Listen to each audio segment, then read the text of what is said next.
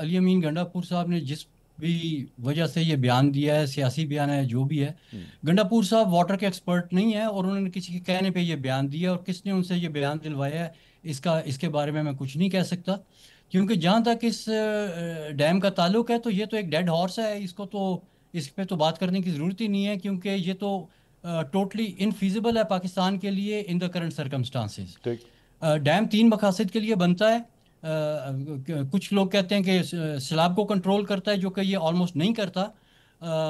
یہ صرف چھوٹے سیلابوں کو روکتا ہے اور بڑے سیلابوں کو میگنیفائی کرتا ہے، کوئی بھی لارج ڈیم ہو جائے تو۔ اس لیے فلڈ کنٹرول کے لیے تو یہ ہے کوئی نہیں۔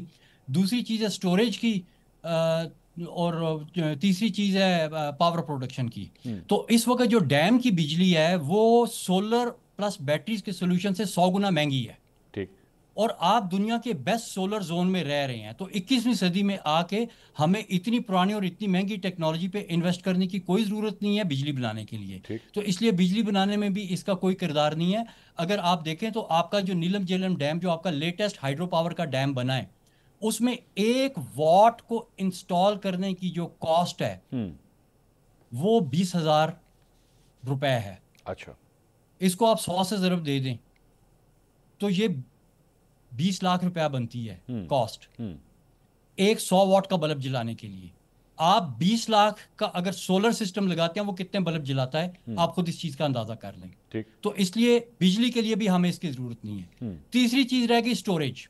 تو سٹوریج میں یہ مر کے 6 ملین ایکڑ فٹ پانی سٹور کرے گا، پلس انوائرمنٹ کو تباہ کرے گا، صوبوں کو لڑائے گا، ملک میں افراتفری پیدا کرے گا، ایک جو ہم آہنگی ہونی چاہیے ایک قوم کے بیچ میں، اس میں یہ خلل اندازی پیدا کرے گا۔ ٹھیک۔ وہ اس کی ایکسٹرنیلٹیز ہیں جن کی کاسٹ، اس کی جو بنانے کی کاسٹ ہے اس میں شامل نہیں ہے، وہ سوسائٹی پے کرے گی۔ ٹھیک۔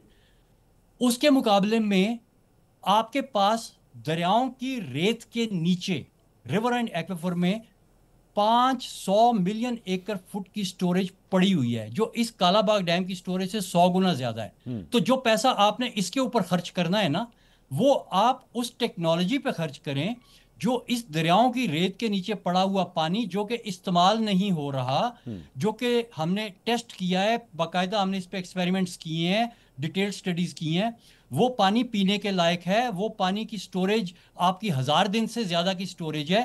تو آپ اس پہ انویسٹ کریں۔ ہوں، آپ غلط انویسٹمنٹ کیوں کرنا چاہتے ہیں ایسے ماڈلز کے اوپر جو آؤٹ ڈیٹڈ ہیں، ایکسپینسو ہیں، ٹائم کنزیومنگ ہیں، اور ریڈیکولسلی ڈسٹرکٹیو ہیں for society and for the environment.